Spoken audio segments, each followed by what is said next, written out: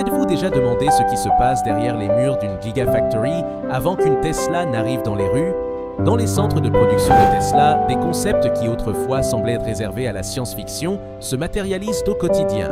Des rangées de robots se déplaçant chorégraphiés avec une précision micrométrique, des cellules de batterie promettant des autonomies sans cesse plus grandes et une philosophie d'amélioration continue traversant chaque vis. Voici un parcours détaillé de l'itinéraire industriel qui transforme de simples bobines d'aluminium en les voitures électriques qui font aujourd'hui la tendance mondiale.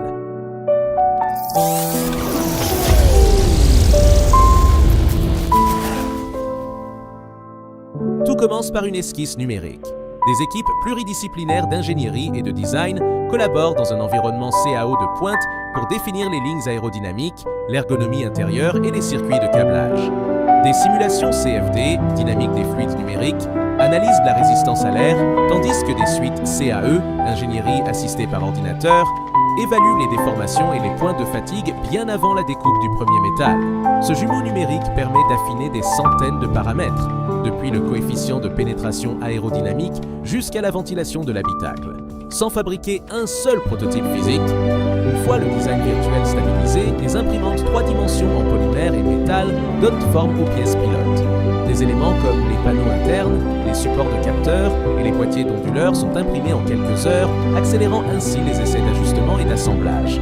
Parallèlement, des laboratoires de crash test à échelle réduite réalisent des mini-impacts contrôlés pour assurer les zones d'absorption d'énergie et la rigidité torsionnelle de la carrosserie monocoque.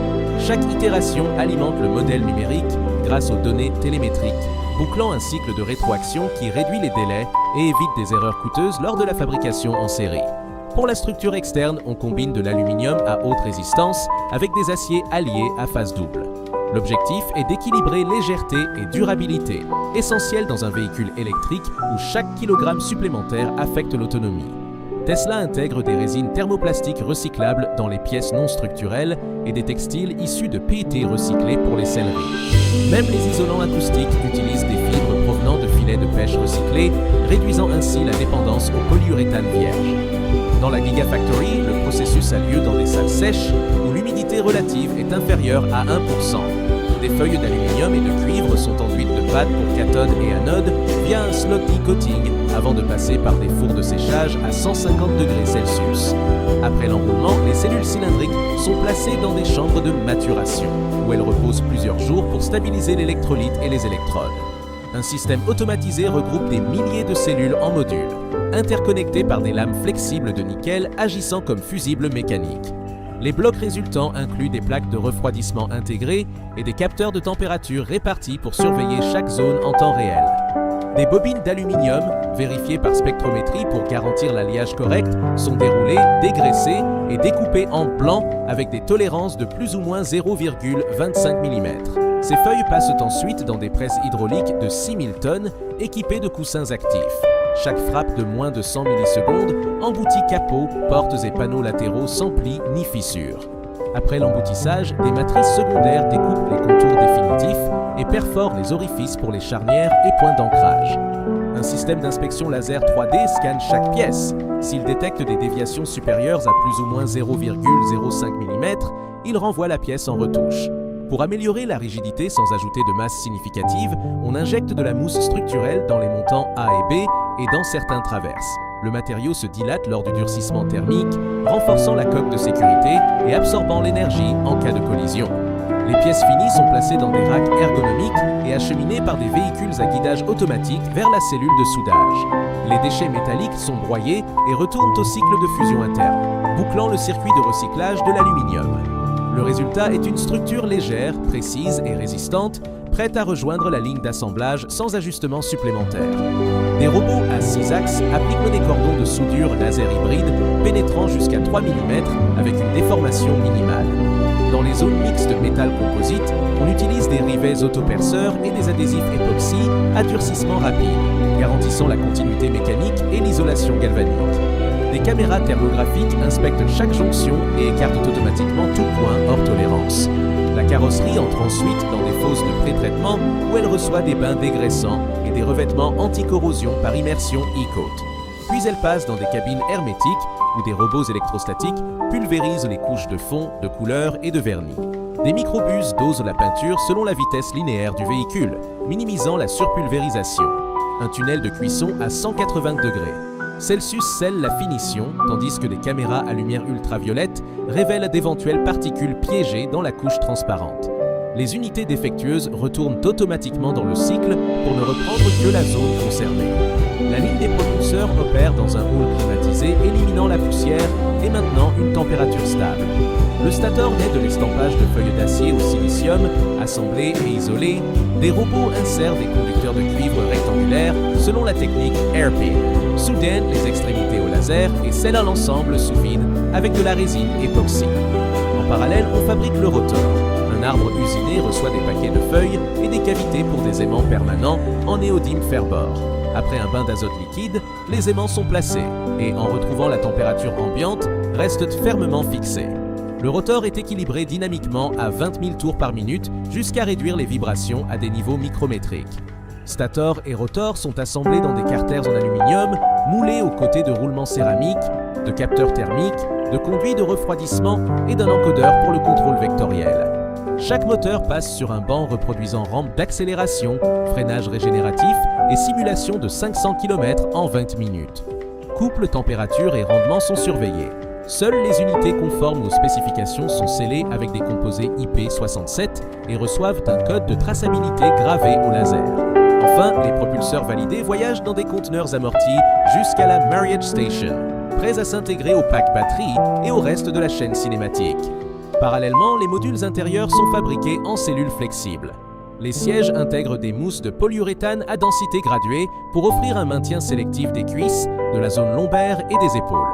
Les écrans tactiles sont montés dans des environnements exemptés de poussière pour éviter les pixels morts.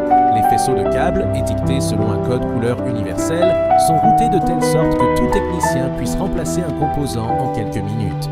L'éclairage d'ambiance LED, les filtres EPA et les surfaces non poreuses complètent un habitacle privilégiant l'expérience utilisateur. Arrivé à la Marriage Station, châssis et groupe motopropulseurs sont assemblés. Un robot portique positionne la batterie de plusieurs centaines de kilogrammes avec une précision de plus ou moins 3/10 de millimètre sur des supports anti-vibratoires. Sous ce même bras robotisé sont installés les onduleurs, convertisseurs continu-continu et le système de recharge ultra rapide. Une fois l'ensemble emboîté, on injecte du liquide de refroidissement à base de glycol et on purge l'air du circuit en vide pour prévenir la cavitation. Les ingénieurs calibration branchent le véhicule à des serveurs sécurisés pour installer la dernière version du système d'exploitation. Les modules d'assistance à la conduite, de gestion thermique et de surveillance de la batterie sont activés. Des outils de diagnostic exécutent plus de 500 tests en quelques secondes. De la détection de capteurs débranchés à la vérification des tolérances de couple sur les actionneurs de frein. Une fois tous les tests réussis, le microprogramme est chiffré et associé au numéro de série de l'unité. Avant de quitter l'usine, chaque voiture effectue un tour sur une piste interne à revêtement variable. Pavé, asphalte rugueux et section pavée. On évalue les bruits parasites, la calibration de la suspension et l'étanchéité face à une pluie simulée. Des caméras à grande vitesse analysent l'usure des pneumatiques après un freinage complet à 100 km/h. Enfin, un tunnel acoustique vérifie l'insonorisation et un système LIDAR contrôle l'alignement des radars et caméras pour la conduite semi-autonome.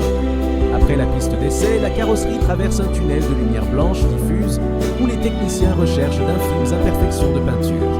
Un scanner 3D enregistre la géométrie intégrale et la compare au modèle maître. Toute déviation supérieure à plus ou moins 0,2 mm sur les zones visibles entraîne un retrait pour retouche. Ce n'est qu'ensuite que l'on retire les protections plastiques intérieures et que la voiture est enveloppée d'un film respirant avant d'être chargée sur des camions électriques ou des wagons ferroviaires dotés d'attaches spécifiques pour véhicules à batterie. Dans les centres de distribution, le personnel spécialisé configure la langue, les unités de mesure et les profils d'utilisateurs demandés. Lors de la présentation, on explique les fonctions clés telles que la régénération variable, la programmation de la charge nocturne ou les mises à jour OTA. Après la livraison, la connexion au cloud maintient le véhicule à jour avec des correctifs de sécurité, de nouvelles fonctionnalités et des optimisations de consommation. Le tout sans qu'il soit nécessaire de se rendre en atelier. D'après les rapports d'entreprise, 2025 a vu sortir des lignes de Tesla environ 1 300 000 unités. Fremont et Austin produisent chacune un demi-million de véhicules par an, tandis que Shanghai et Berlin complètent le reste avec des chiffres similaires. Toutes les usines fonctionnent avec un mix énergétique dominé par les énergies renouvelables. toit solaire, contrat PPA éolien et stockage grâce aux batteries stationnaires Megapack. Dans le Nevada, plus de 80% de la demande électrique diurne est déjà couverte sur site grâce à 200 MW de panneaux photovoltaïques. Les ventes mondiales ont dépassé 80 milliards de dollars lors du dernier exercice, avec des marges brutes soutenues par l'automatisation et l'intégration verticale.